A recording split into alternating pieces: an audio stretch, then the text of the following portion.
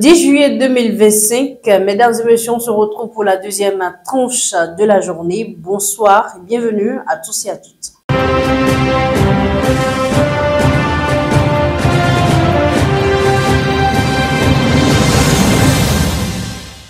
Au Sénégal, l'armée intercède 201 migrants en partance pour l'Espagne dans le delta du Sine Saloum. Dans la nuit du 8 au 9 juillet, la marine sénégalaise a intercepté 201 migrants clandestins dans le delta du Sine Saloum, une zone devenue ces derniers mois un point de départ majeur vers l'Espagne, notamment vers les îles Canaries. L'opération s'est déroulée à environ 170 km au sud de Dakar. 69 personnes ont été arrêtées à terre, tandis que 132 autres étaient cachées dans une pirogue prête à prendre la mer. Le Sine Saloum, un labyrinthe de bras de fleuve difficile à surveiller, est devenu une zone de transit prisée pour les départs illégaux. Pour contrer ce phénomène, les autorités ont mis en place une station de surveillance à Foudioune, mais les tentatives de départ continuent, notamment à cause des difficultés économiques dans les zones de pêche, selon l'organisation non gouvernementale Horizon sans frontières. Autre actualité sur le continent africain, en Centrafrique, les chefs rebelles de l'EPC dirigé par Ali Toubrassa et des 3R menés par le général Bobo sont de retour à Bangui ce jeudi 10 juillet pour officialiser un cessez-le-feu signé le 19 avril dernier.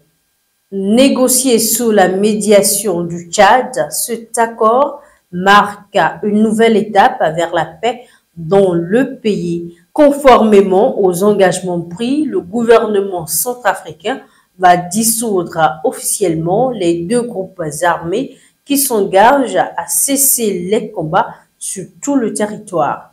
Le texte prévoit aussi le désarmement et la réinsertion des combattants dans l'armée nationale.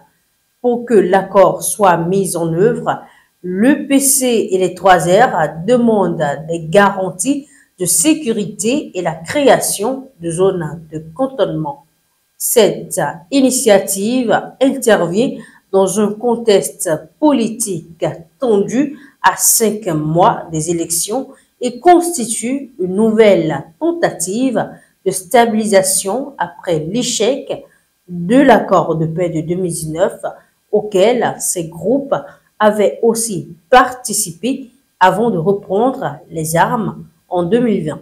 Autre point de l'actualité, le Parlement français a adopté ce jeudi 10 juillet une loi visant la refondation de Mayotte, territoire ultramarin frappé par la pauvreté et des crises multiples aggravées récemment par le cyclone Chido. Le texte soutenu par le gouvernement et une partie de l'opposition prévoit 4 milliards d'euros d'investissement sur 6 ans avec des mesures ciblant l'immigration clandestine, l'habitat illégal et l'insécurité.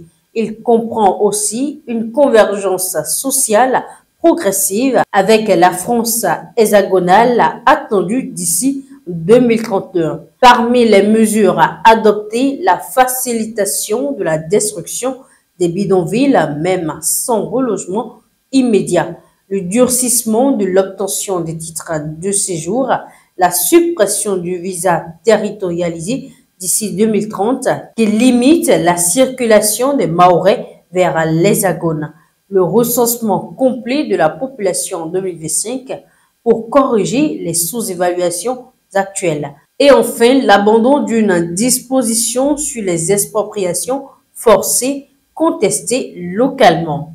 Soutenu par le gouvernement et l'extrême droite, mais critiqué par la gauche et plusieurs organisations non gouvernementales, ce texte est jugé par certains comme une réponse trop axée sur la sécurité au détriment des problèmes structurels comme l'accès à l'eau potable, la santé et la transition écologique.